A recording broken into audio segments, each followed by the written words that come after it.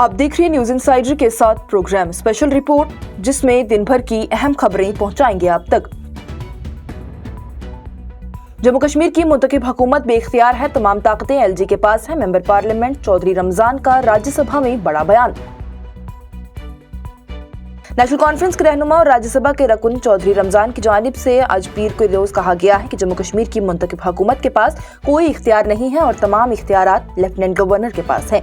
अपनी पहली तकरीर जब से वो अपर हाउस के मुंतखब हुए हैं, उनकी जानिब से ये कहा गया है कि अक्टूबर 2024 के इंतखाबात और नई हुकूमत बनने के बावजूद उसे आज़ादाना तौर पर काम करने नहीं दिया जा रहा। उन्होंने कहा कि हमारी हुकूमत के हाथ में कुछ नहीं है, सारे इख्तियारात एलजी के पास है, वहां से ही तमाम हुकूमतें हैं। रमजान का ये भी कहना है कि अगर हुकूमत के पास काम करने का कोई इख्तियार ही नहीं है तो फिर मुंतखब हुकूमत का मकसद आखिर रह क्या जाता है। उन्होंने ये भी कहा है कि जम्मू कश्मीर के लोगों ने मजबूत मैंडेट दिया था, मगर उन्हें तशवीश है कि मुंतखब नुमाइंदे फैसलों पर पूरा इख्तियार नहीं रखते हैं और इस सूरत हाल को बेचैनी का सबब करार दिया।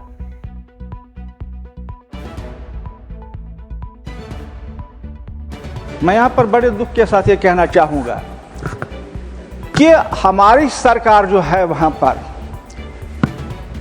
उसके हाथ में कुछ भी नहीं है। सारे पावर जो है वो सिमट के एलजी के हाथ में है।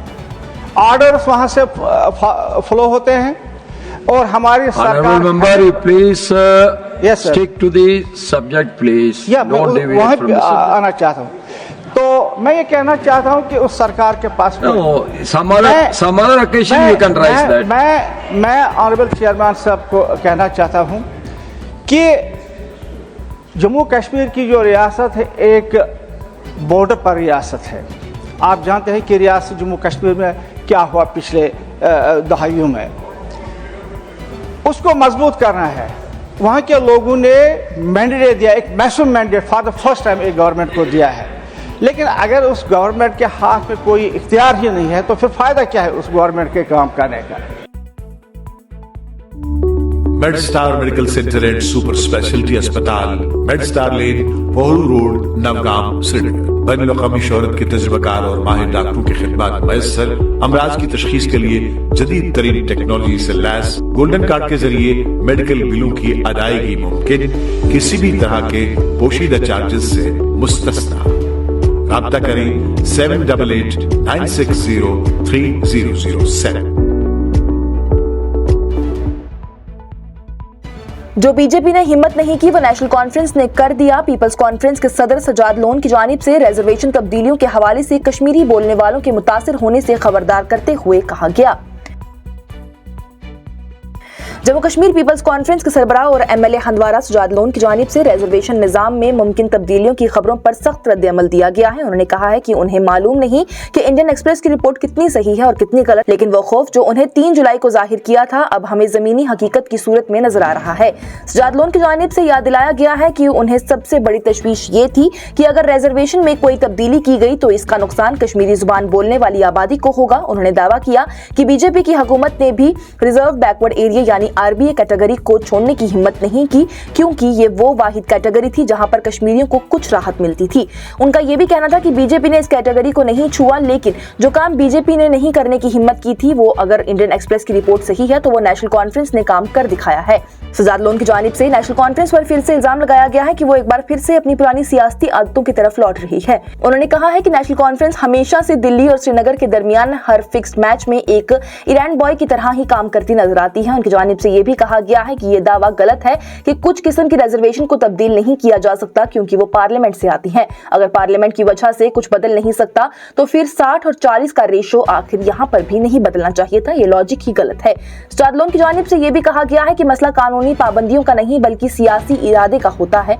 उनकी जानिब से कहा गया कि हकीकत ये है कि हुकूमत हर चीज बदल सकती है, मसला ये है कि वो करना ही नहीं चाहती और झूठ के पीछे छुपी रहती है। उन्होंने हुकूमत से मुतालबा किया है कि वो बताएं कि ये तब्दीलियां किस कानूनी मशवरे, किस तहकीक या फिर किस सियासी मंसूबाबंदी के तहत की जा रही हैं। उन्होंने कहा, क्या हमें मालूम है कि ये मशवरा किसने दिया, किसकी बुनियाद पर फैसला हुआ और ये रिसर्च करने वाले लोग आखिर कौन थे।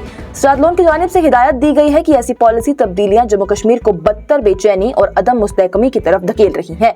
उन्होंने सख्त अल्फाज में कहा है, ये हुकूमत कश्मीरियों के लिए एक वजूदी खतरा बन चुकी है, हर पत्थर पलट कर नुकसान पहुंचाया जा रहा है। उन्होंने अपना पुराना मौक़िफ़ दोहराते हुए कहा कि नॉन गेजेटेड नौकरियों का डिस्ट्रिक्ट लेवल रिक्रूटमेंट और गेजेटेड पोस्ट का डिविजनल लेवल रिक्रूटमेंट ही इंसाफ का वाहिद रास्ता है।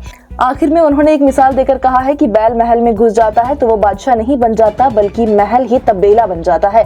सजाद लोन की जानिब से दोबारा वार्न किया गया है कि मेरी बात याद रखना, अगर ये रिपोर्ट सही निकली तो सबसे ज्यादा नुकसान फिर से कश्मीरी बोलने वालों को ही होगा। पार्लियामेंट इजलास के पहले दिन नेशनल कॉन्फ्रेंस के मेंबर पार्लियामेंट चौधरी रमजान के बयान पर वज़ीर आला उमर अब्दुल्ला की सराहना, ट्वीट कर बोले पहले दिन ही पहला शो। जम्मू कश्मीर के वज़ीर आला उमर अब्दुल्ला की जानिब से पीर को नेशनल कॉन्फ्रेंस के रहनुमा चौधरी मोहम्मद रमजान की राज्यसभा में की गई मुदाखलत का खैर मकदम किया गया है। रमजान की जानिब से पार्लियामेंट के नए सेशन के पहले दिन ही जम्मू कश्मीर की रियासत का दर्जा बहाल करने का मसला उठाया गया। उमर अब्दुल्ला ने अपने सोशल मीडिया पैगाम में कहा है कि रमजान ने अपर हाउस में मौका मिलते ही मरकजी हुकूमत को याद दिला दिया कि उन्होंने जम्मू कश्मीर का स्टेटहुड बहाल करने का वादा किया था।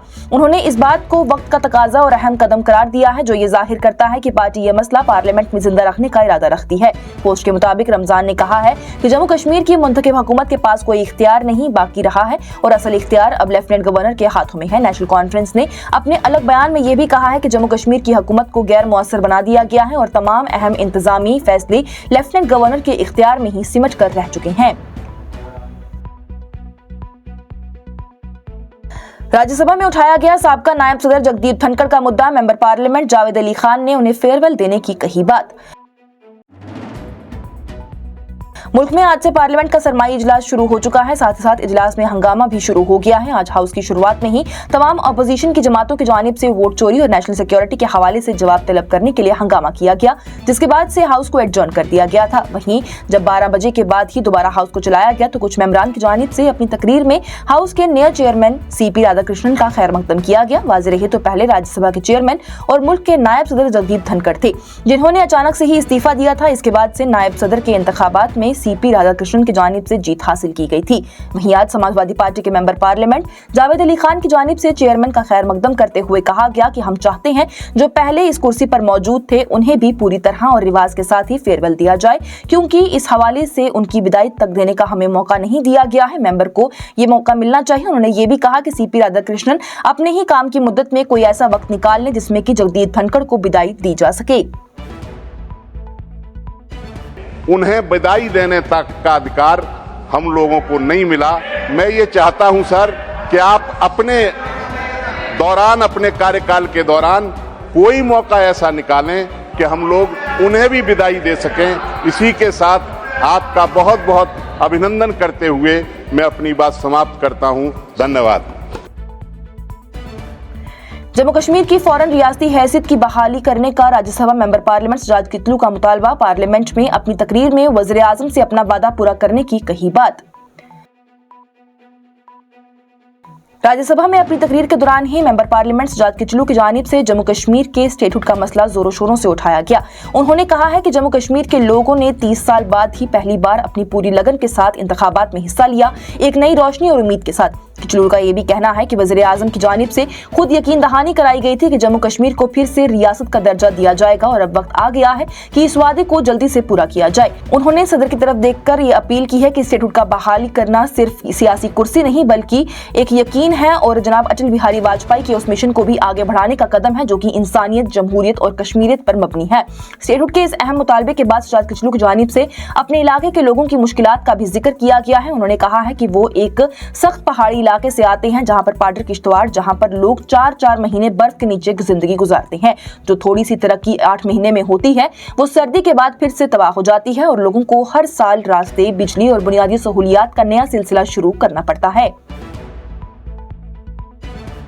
मैं आज आपके वसादत से ये अपील करना चाहता हूं ऑनरेबल प्राइम मिनिस्टर साहब से और ऑनरेबल होम मिनिस्टर साहब से कि वो रियासत का दर्जा जो है जल्द अज जल्द बहाल करें और स्वर्गीय अटल बिहारी वाजपेयी जी का जो मिशन था इंसानियत, जमहूरियत और कश्मीरियत का, उस मिशन की तकमील करें।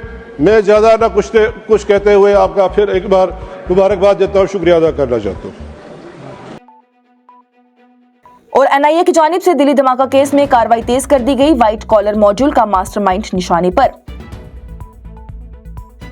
नेशनल इन्वेस्टिगेशन एजेंसी की जानिब से पीर को कश्मीर के पुलवामा, शोपियां और कुलगाम के कई इलाकों में दावे किए गए हैं जो कि एक व्हाइट कॉलर दहशतगर्द मॉड्यूल से मुत्तलिक था। ये वही नेटवर्क है जो कि दिल्ली के लाल किले के करीब गाड़ी धमाके में मुलविस बताया जा रहा था। मकामात के मुताबिक ही NIA की टीम्स ने शोपियां में मौलवी इरफान अहमद वागे के घर पर तलाशी ली। वागे को भी इस मॉड्यूल का बुनियादी मास्टरमाइंड कहा जा रहा है, जो कि जवानों की गैर नुमाई रिक्रूटमेंट और रेडिकलाइजेशन में भी मसरूफ था। मौलवी इरफान को पुलिस ने अक्टूबर में गिरफ्तार किया था और बाद में NIA ने उन्हें केस अपने हवाले करते ही कस्टडी में ले लिया।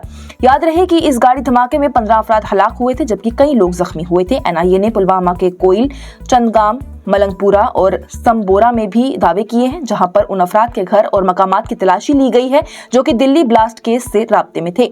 इसके अलावा एजेंसी की जानिब से डॉक्टर अदील अहमद राथर के घर पर भी छापे मारे गए। उन्हें उत्तर प्रदेश के सहारनपुर से नवंबर के पहले हफ्ते में ही गिरफ्तार किया गया था और वो भी इसी ही केस में तलाशी का हिस्सा हैं। आज की स्पेशल रिपोर्ट में इतना ही। दीजिए इजाजत। लेटेस्ट अपडेट्स के लिए देखते रहिए न्यूज़ इनसाइडर 24/7।